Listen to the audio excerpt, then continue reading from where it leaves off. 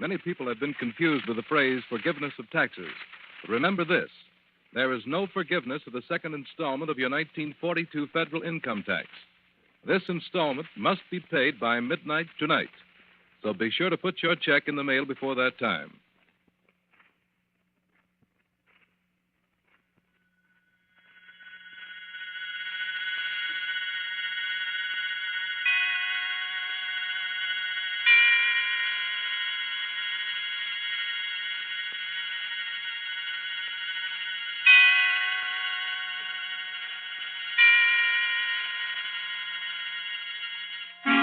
Suspense.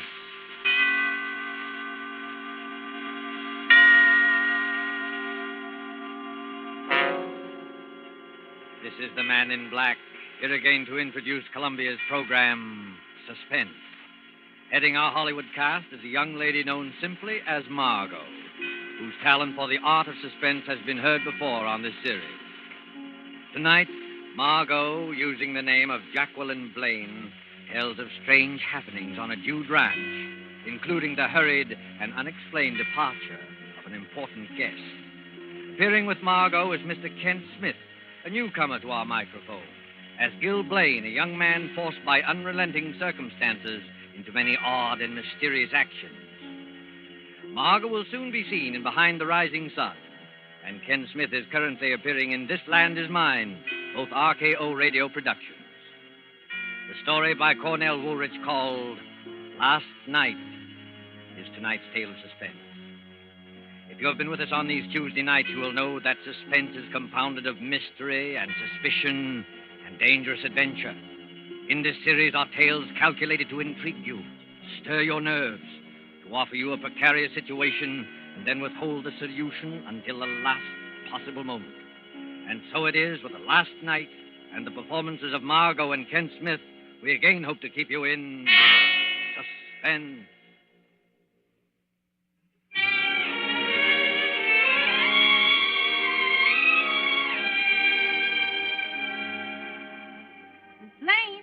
Miss Blaine, it's late. Ain't you figuring on getting up at all? Huh? Oh, yes. I'll be down in a minute, Leona. Go away now.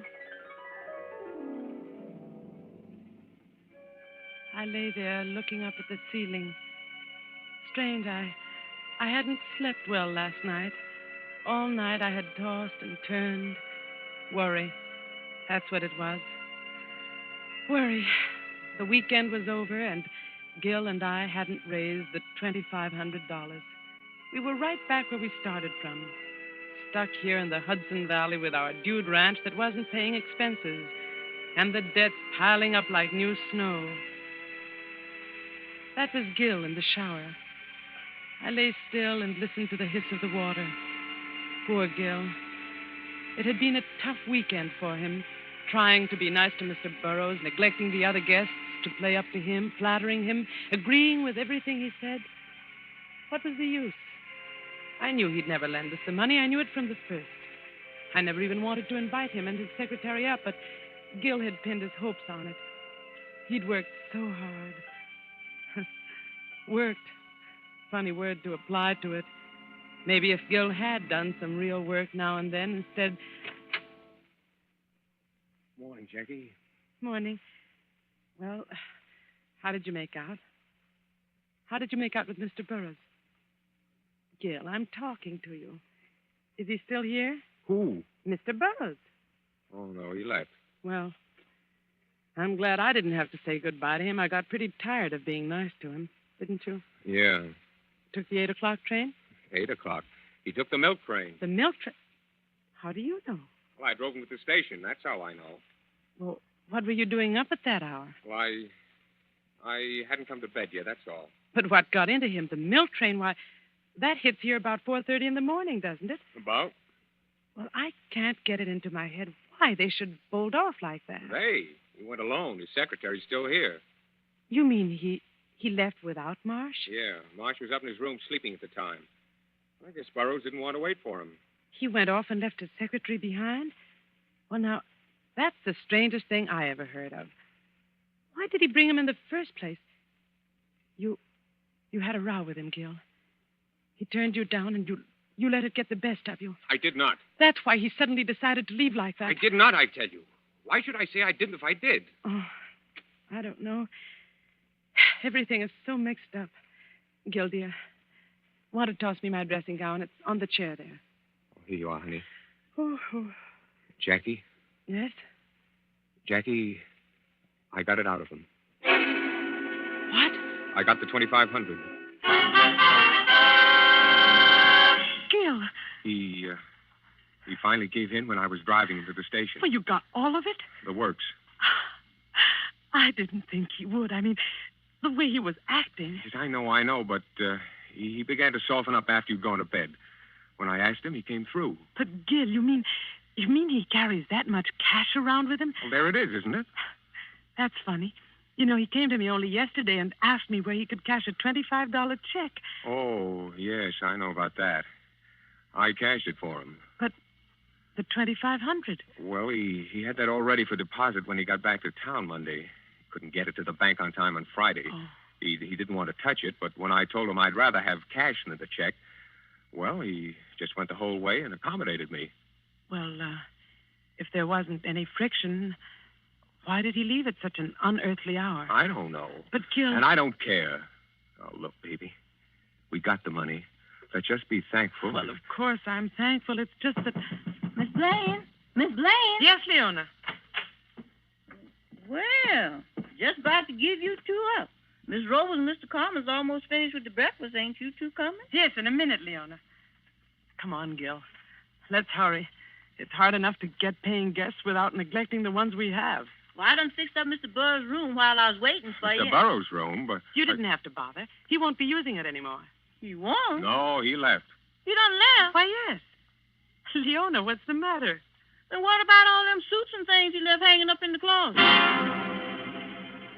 His clothes left in the closet?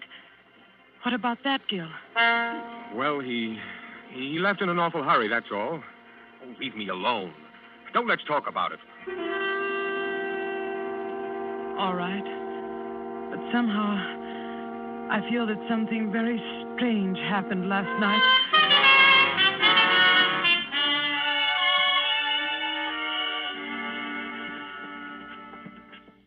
That's what happened, Miss Robles. I told him I wouldn't take any more stuff from him. Next time he tries it, it'll be too bad. For him. Here comes Gil and Jackie. Yeah. Have some more eggs, Carmen? Oh, hello, Gil. Oh, hello, Jackie. Gil. What do you do so chummy about? Why, we were just talking of Mr. Burroughs. Mr. Burroughs? Why, yes. Mr. Carmen had an appointment to play golf with him today. Golf? Yeah, yes, fine player, fine player. Oh, by the way, where is he?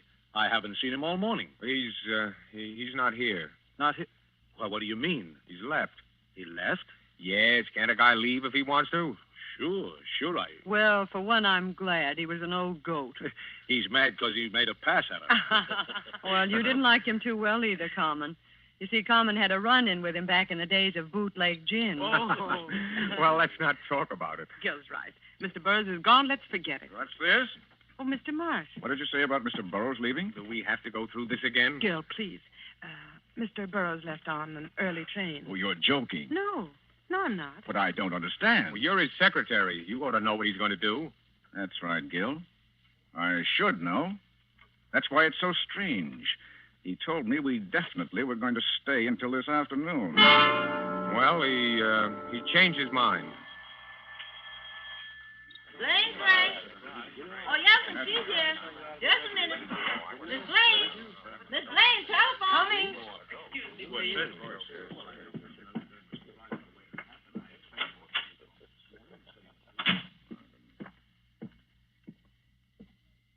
Hello. Mrs. Blaine, Yes? this is Mrs. Burroughs. Oh, how do you do?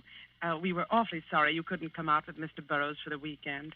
I'm sure you'd I have think it enjoyed was most inconsiderate of Homer not to let me know he was staying over an additional day. And you can tell him so for me. I think the least he could have done was phone me or send a wire. Mrs. I Burroughs. don't doubt he finds it attractive up there. Mrs. Burroughs, wait a minute. He isn't here anymore. He did leave early this morning. Early this morning? What do you mean? Well, he took an early train. He should have been in at, now let me see, at 8:30 this morning. 8:30? 8? Well, then where is he? Why, Well, maybe he went directly to his office. Oh, no, I called his office. They haven't heard from him. You see, that's why I'm calling you. Oh, I don't understand all this. It does seem that Marsh would at least get in touch with Marsh? me. Well, Marsh is still here, Mrs. Burroughs. Marsh is still there? Yes. He went off without Marsh? Oh, now I know there's something wrong. Why, he's never done that before. Please, Mrs. Burroughs, I'm sure there's nothing wrong. He's just... Well, I'd better let you talk to Marsh. Well, yes. Yes, please get him.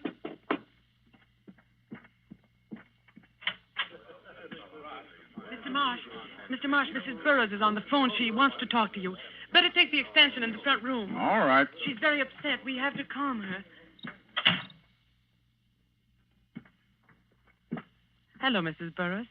Marsh is coming. Oh, something's wrong. I know it. Hello, Mrs. Burroughs. Oh, Marsh, is that you? Yes? Marsh, did you know Mr. Burroughs was going to leave? No, he didn't say anything to me. Well, Mrs. Blaine says he's left. Should have been here, and he isn't. Well, I don't... He probably was just delayed. Oh, no. Something's happened. Charles, Marsh, he had that important package in his inside pocket. He did? Yes. Oh, I don't know what to do. Shall I call the police? The police? Well, that's not necessary. Mrs. Blaine's right. Let me take care of it. I'll wait a few hours, and if he hasn't shown up by then... All right. Do what you think best. Hello? She hung up, Mrs. Blaine. Important package. The $2,500. The $2,500 Gil got. Oh, Gil.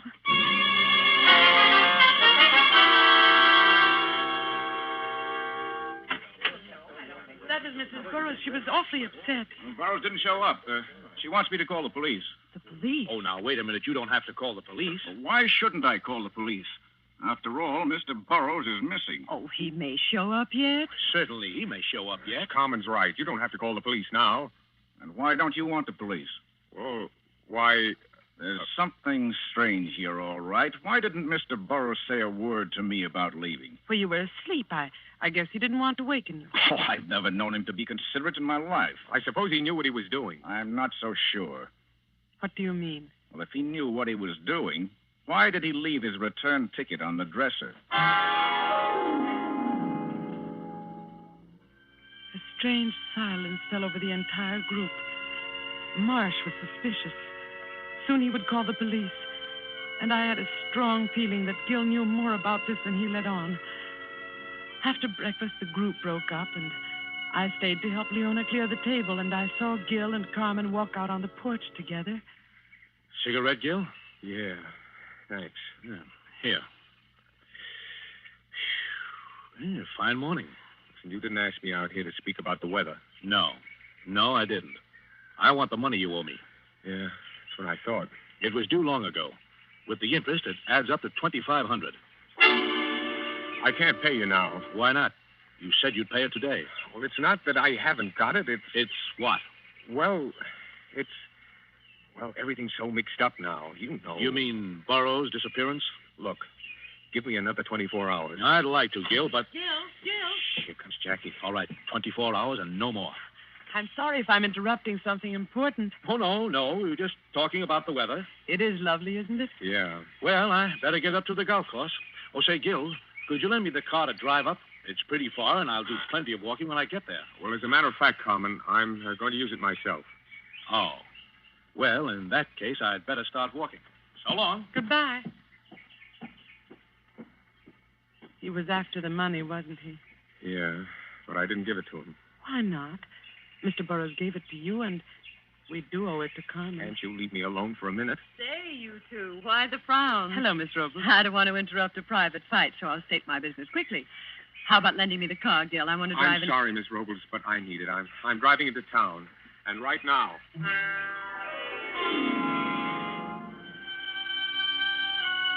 Gil drove off. The rest of the day went by in a haze. Gil didn't come back. He stayed away all day without even phoning me. He had never done that before. It almost seemed as though he avoided me intentionally. Toward evening, as I was putting the finishing touches on dinner, Leona came up to me. There's a man here to see you, Miss Blaine. Where is he? in the front room. Well, who is it? Somebody I ain't never seen before. All right. I'll talk to him. You look after things here, Leona. Yes, I will. Good evening. My name's Ward. I'm Mrs. Blaine. You wanted to see me? I wanted to have a few words with Mr. Blaine. Oh, I see. What was it about? You know what it's about. It's about Burroughs. His office sent me down. Mr. Burroughs? Why, what about him? He was a guest here, wasn't he? Yes. When did he leave? Last night, my husband drove him to the station. Really? How interesting. What do you mean? We happen to know that he never got on that train. Oh. I thought maybe your husband could tell me a few things I'd like to know. I'll see if he's here. Just a moment. I'd also like to see some of the other guests. Well, I'm sorry, but nobody's here just now. Miss Robles is out walking, and Mr. Carmen hasn't... Carmen? Carmen? A short, fat Italian? Why, yes. How did you know? Mr. Burroughs always ran into him before. Now I'd like to see your husband. Please sit down. I'll see if I can find him. Thank you.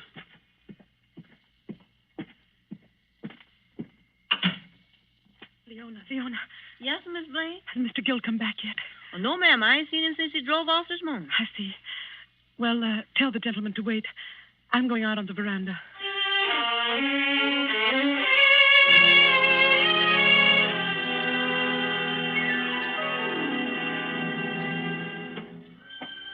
I went out on the veranda. Up and down the length of the porch and back again I walked, my eyes glued to the dark highway that ran past the house, hoping against hope that Gill would show up before the detective came looking for me. Gill had the $2,500 on him, Burroughs' cash, that important package Mrs. Burroughs spoke of to Marsh. I had to see Gill first, and suddenly I saw a car speeding down the road. Gill's car. I could tell by the one dim headlight. It tore through the dark at top speed. Then swerved through our gates and into the garage. I was about to run down the steps when another pair of headlights split the gloom of the highway. As the car came on, I recognized the taxi from town. A figure climbed out quickly. Gill! Jackie, did you see the car? Our car? Yes, Gill. It went toward the garage. Who was driving it? Well, I couldn't see. What is it, Gill? Are you in... No time to talk. No time to talk. Where are you going? The garage. I'm coming with you. The doors are closed.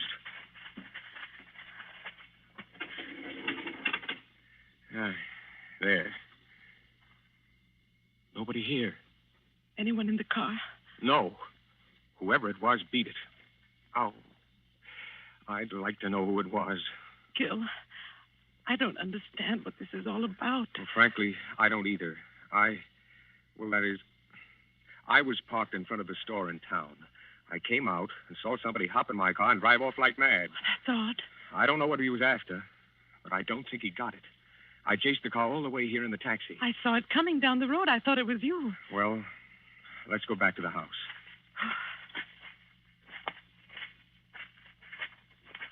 Gill. Yes? Gill, there's somebody here to see you, a man named Ward. Ward? Who's he? What does he want?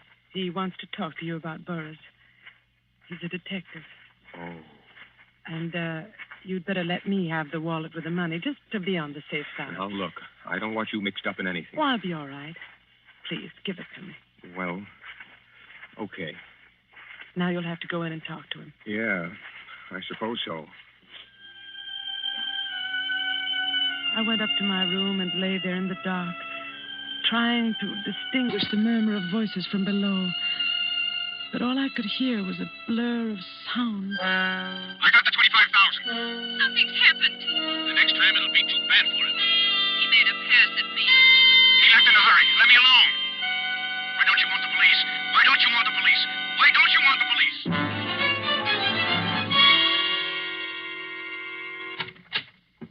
Jackie, you awake? Yes. Here, sit down, Gil. You look tired. Yeah, I am. Very. What did Ward say? Not much, but I know he's suspicious. He's going to stay tonight. Oh. Well, let's get to bed. I'm tired. Oh, by the way, did Did you see the key to the rumble seat? The key to the rumble seat? Why, no. Must have lost it. Good night. Gil, you've never told me. You've never told me one way or the other. Gil, you've got to tell me. All right. All right, Jackie. I will. Burroughs never gave me the $2,500. He refused me. We quarreled, and I was mad. I suppose he was afraid of me, afraid of what I might do to him. Anyway, that's why he left so suddenly. Made me drive him to the station. Did you see him get on the train? No, I left him at the station. Left my car there and walked down the street. I was sore. I had to think. I heard the train come and go. And when I went back, Burroughs was gone. I got in the car and drove home. And the $2,500? Well, I lied when he said he had that cash. Then where did you get it? Remember the $25 check I cashed for him? Yes? I added 2 zeros after the 25. Oh, Gil. I wrote in the word 100. There was a space for it made to order. Then I cashed it. Gil. Oh, I know I'm low, Jackie, but I didn't kill him. I didn't. Then what became of him? Where is he? I don't know. I wish I did. What's that? Somebody's out there. Whoever it is trying to open the garage door. I can't see who it is. It's not a woman, not Miss Robles. I can see that much. It could be Carmen.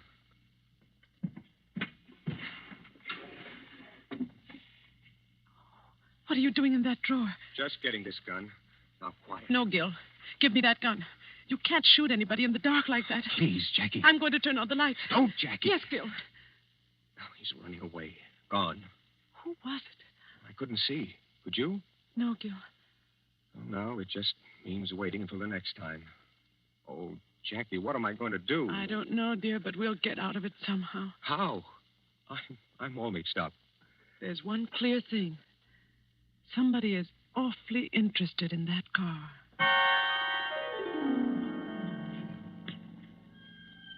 I lay awake until the sun was up. Then a shallow, feverish sleep came.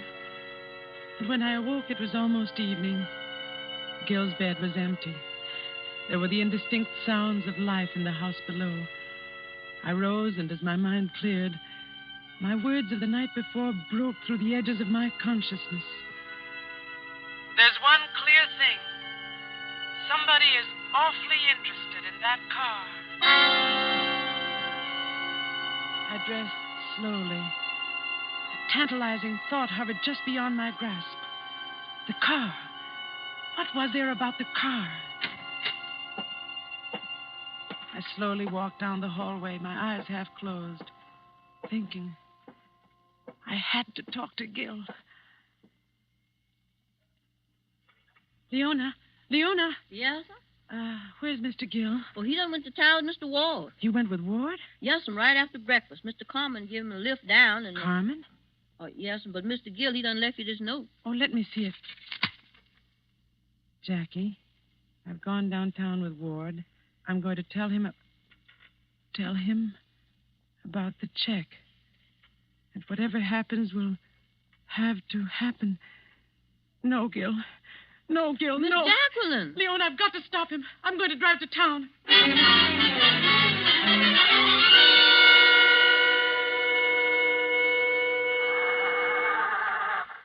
I've got to get there before Gil. Mrs. Blaine. Mrs. Blaine, where are you going? I'm going to town, Mr. Marsh. Well, may I come along? Well, I suppose so. Hurry up and get in.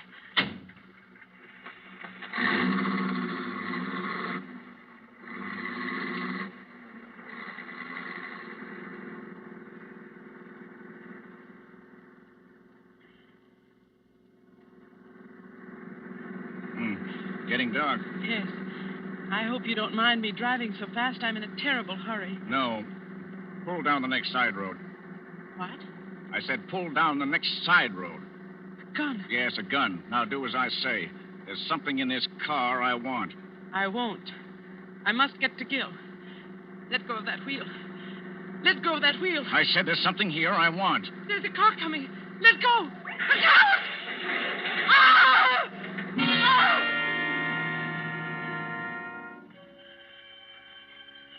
I tried to move.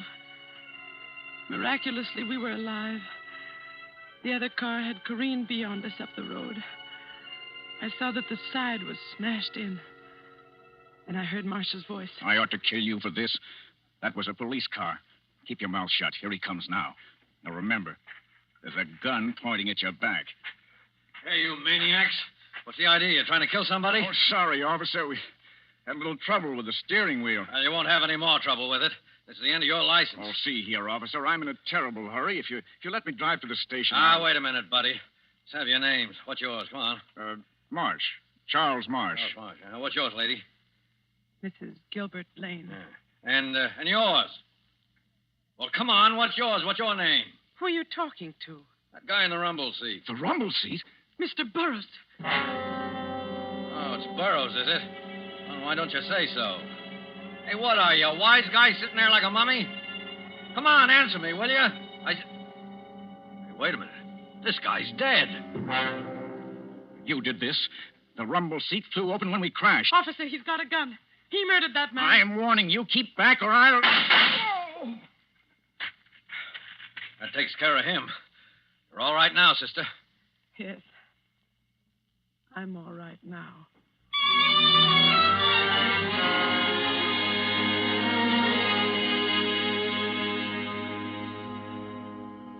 Well, that job's finished. Nothing left for me to do but go back to town. So it was Marsh after all. Yeah. I don't understand why. He was contemplating a change from secretary to husband. Naturally, with Mr. Burroughs dead, Mrs. Burroughs would inherit all the money. I see. Marsh followed Gil and Mr. Burroughs that night to the station. When Gil was gone, he killed Burroughs, stuffing him into the rumble seat, locked it, and kept the key. Well, the thing I don't understand is why Marsh kept fiddling with the car. What was it that he wanted? Seems to me he was in the clear if he left well enough alone. Uh-huh. That's what tripped him up. Remember when he talked to Mrs. Burroughs on the phone? They said something about an important package? Well, yes. I assumed it to be the 2,500 Gil told me about. But, of course, it wasn't. There was a package of letters that Mr. Burroughs had gotten hold of. I get it. Those letters were written by Marsh to Mrs. Burroughs. Right. And they would incriminate him. He found out about them after the murder. Right again. Oh. He had to get them to make it perfect. Well, I guess I'll shove off. So long, and thanks. Oh, by the way, you may want to deposit, say, $2,500 to Mr. Burroughs' account. Yeah, I see what you mean. Thanks. Goodbye. Bye. Jackie, Yes. our debts, there's still $2,500 that have to come from somewhere. Mm-hmm. We went a long way around to get right back where we started from. We come through all that trouble and end up broke. Yes, darling. That's the way it ends.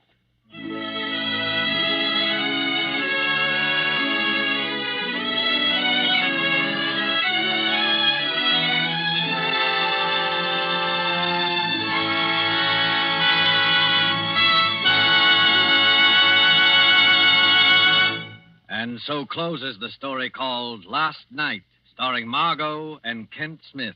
Tonight's tale of Suspense. This is your narrator, the Man in Black, who conveys to you Columbia's invitation to spend this half hour in suspense with us again next Tuesday, when John Sutton and George Zucco will star in the suspense play by John Dixon Carr called The Man Without a Body. The producer of these broadcasts is William Spear, with Ted Bliss, the director, Lud Gluskin, and Lucien Mahowick, conductor and composer, and Cornell Woolrich, the author, collaborated on tonight's Suspense. This is CBS, the Columbia Broadcasting System.